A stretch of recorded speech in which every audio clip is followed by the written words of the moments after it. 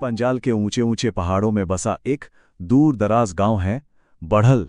एक ऐसी जगह जहां एक खौफनाक राज दफन है और धीरे धीरे अब वो खुल रहा है। तो चलिए आज इसी मामले की तह तक चलते हैं। 17 मौतें, और जानते हैं इनमें से 13 बच्चे थे। ये सिर्फ एक आंकड़ा नहीं है, ये एक ऐसी सच्चाई है जो आपको अंदर तक हिला देगी, जो इस पूरी त्रासदी की आप कह सकते पूरी कहानी बयां कर देती है। बढ़ल एक ऐसा गांव है जिसकी दुनिया हमारी आपकी दुनिया से बिल्कुल अलग है। यहाँ करीब 3800 लोग रहते हैं, मिट्टी और लकड़ी से बने घरों में।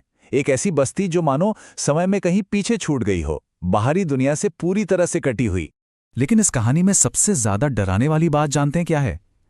ये जो रहस्यमयी आफत थी ना, ये सिर्फ 3 आपस में जुड़े हुए परिवारों पर ही गिरी, और वो भी सिर्फ 1.5 किलोमीटर के एक छोटे से दायरे में, जबकि गांव के बाकी के 850 घर पूरी तरह से महफूज, मतलब उन्हें छुआ तक नहीं गया। ऐसा भला कैसे हो सकता है?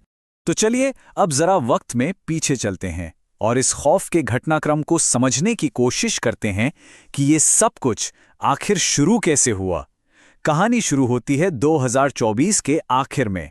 देखिए, मौत का ये जो सिलसिला था, ये 2 भयानक लहरों में आया। पहली लहर उठी दिसंबर 2024 में, जब फजल हुसैन और उनके 4 बच्चे सिर्फ 24 घंटे के अंदर एक एक करके मौत के मुंह में समा गए। और अभी इस सदमे से गांव उभरा भी नहीं था कि ठीक 1 महीने बाद जनवरी 2025 में ये कहर फजल के ही एक रिश्तेदार मोहम्मद असलम के परिवार पर टूट पड़ा। और इस पूरे कहर में जो सबसे छोटा शिकार था, उसकी उम्र जानते हैं कितनी थी? महज 1 साल। सोचिए, एक बच्चा जिसने तो अभी ठीक से दुनिया देखी भी नहीं थी। तो सवाल ये उठता है कि जब डॉक्टरों और वैज्ञानिकों ने इन मौतों की जांच की तो उन्हें आखिर मिला क्या? जो लक्षण सामने आए वो सच में किसी बुरे सपने या किसी मेडिकल हॉरर फिल्म का हिस्सा लगते थे।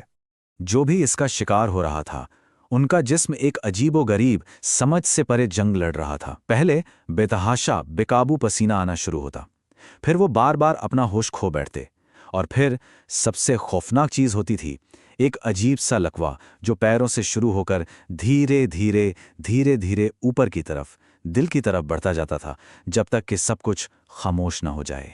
और फिर जब खून की जांच हुई तो कहानी ने एक ऐसा मोड़ लिया जिसकी किसी ने कल्पना भी नहीं की थी। रिपोर्ट्स ने साफ कर दिया कि ये कोई जाना पहचाना वायरस या बैक्टीरिया नहीं था, बल्कि पीड़ितों के खून में मिला था एक अनजान न्यूरोटॉक्सिन। अब ये न्यूरोटॉक्सिन क्या होता है? ये एक ऐसा जहर है जो सीधे आपके नर्वस सिस्टम, आपके दिमाग पर हमला करता है और शरीर के सारे फंक्शन को एक एक करके बंद कर देता है। अब आप इसी बात से अंदाजा लगाइए कि मामला कितना संगीन था कि इसकी जांच के लिए देश की सबसे बड़ी, सबसे एलीट वैज्ञानिक संस्थाओं को मैदान में उतरना पड़ा। एम्स, एनसीडीसी और यहां तक कि डिफेंस रिसर्च यानी डीआरडीओ को भी। तो जैसे ही ये बात साफ हुई कि मौत की वजह कोई बीमारी नहीं बल्कि जहर है, फौरन 11 सदस्यों की एक स्पेशल इन्वेस्टिगेशन टीम बना दी गई। और इस टीम के सामने शुरू में 2 बड़ी थियरीज थीं। तो जांच के 2 रास्ते थे। पहली थी पानी वाली थ्योरी। इसमें यह कहा गया कि गांव के एक झरने, जिसे वहां बावली कहते हैं, उसमें खेती वाले कीटनाशक के अंश मिले थे, और इत्तेफाक से इसी झरने का पानी वो 3 परिवार इस्तेमाल करते थे। लेकिन यहीं पर दूसरी थ्योरी सामने आती है, साजिश की थ्योरी। क्योंकि सवाल यह था कि अगर पानी में जहर था तो मौतें सिर्फ एक ही खानदान में क्यों हुई? गांव के बाकी लोग क्यों बच गए?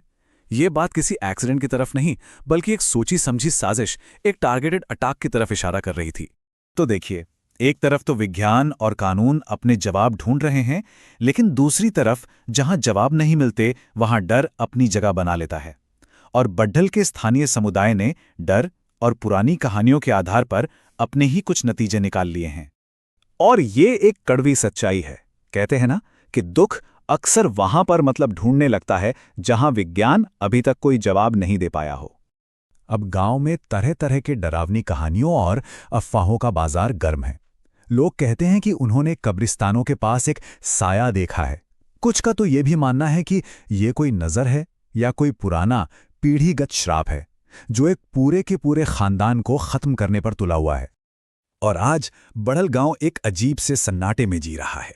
एक तरफ विज्ञान की अनसुलझी पहेली है जिसका कोई जवाब नहीं, तो दूसरी तरफ एक अनजाना जानलेवा डर है जो हर पल हवा में मौजूद है। और इन दोनों के बीच फंसा है पूरा का पूरा गांव, जो बस इंतजार कर रहा है। तो सवाल आज भी वहीं का वहीं खड़ा है। आखिर ये क्या है? पानी में मिला जहर, कोई सदियों पुराना श्राप, या फिर कोई शातिर कातिल जो अंधेरे में छिपा है? और जब आप सरकारी फाइलों को देखते हैं तो उनमें बस एक ही लाइन लिखी मिलती है, जांच जारी है।